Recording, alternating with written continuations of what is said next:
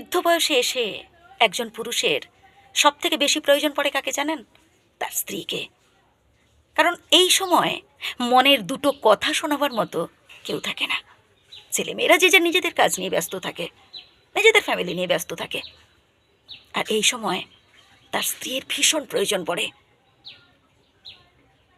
আজ পর্যন্ত সে হয়তো এতটাও খোঁজ নিত না, খেয়েছে কি না, তার স্ত্রী কেমন আছে, অসুস্থ কি না, হয়তো এতটাও খোঁজ নিত না, হয়তো খোঁজ নেওয়ার সময় পেত না, নিজেকে নিয়ে সে এতটাই ব্যস্ত থাকত।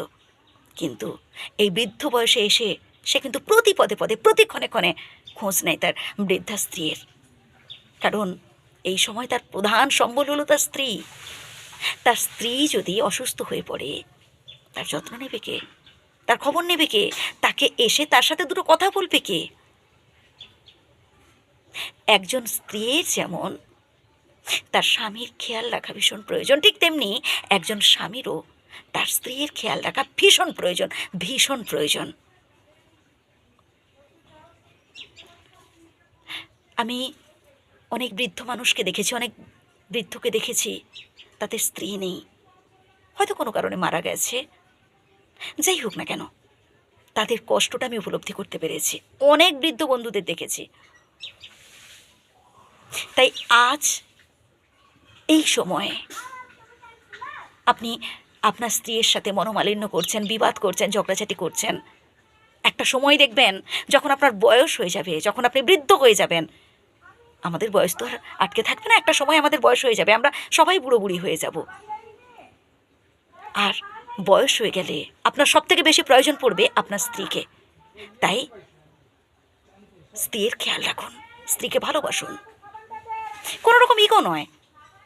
দেখুন, প্রত্যেকটা সংসারেই কষ্ট থাকবে, দুঃখ থাকবে, অভাব থাকবে, যন্ত্রণা থাকবে, ঝগড়াঝাটি হবে, কিন্তু এটাকে টিকিয়ে রাখা যাবে না।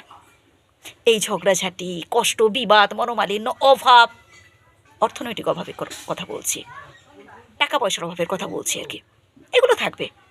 কিন্তু অন্য কোনো সংসারের সাথে নিজের সংসারকে তুলনা করবেন না, যে ওর সংসার ভালোতে চলছে, আমার সংসারে এত অভাব। এইসব কম্পেয়ার না করে বরং নিজেরা বসে যে কী করে এই আর্থিক যে অভাব এগুলো দূর করা যায়, বা এই সমস্যাগুলো, টুকটাক যে ঝামেলাগুলো, এগুলো দূর করা যায়, স্বামী স্ত্রী বসে আলোচনার মধ্য দিয়ে একটা সুন্দর সিদ্ধান্তে আসা আমার মনে হয় ভীষণ প্রয়োজন। একজন স্ত্রী কিন্তু সব কিছু ছেড়ে দিয়ে আপনার কাছে এসেছে, সে কিন্তু অতীতের সবটাই ভুলে গিয়ে আপনার কাছে এসেছে একটু সুখ পেতে, বাকিটা জীবন যাতে করে সুখে কাটানো যায়, বাকিটা জীবন যাতে করে সুখে সে কাটাতে পারে, ভালোতে কাটাতে পারে।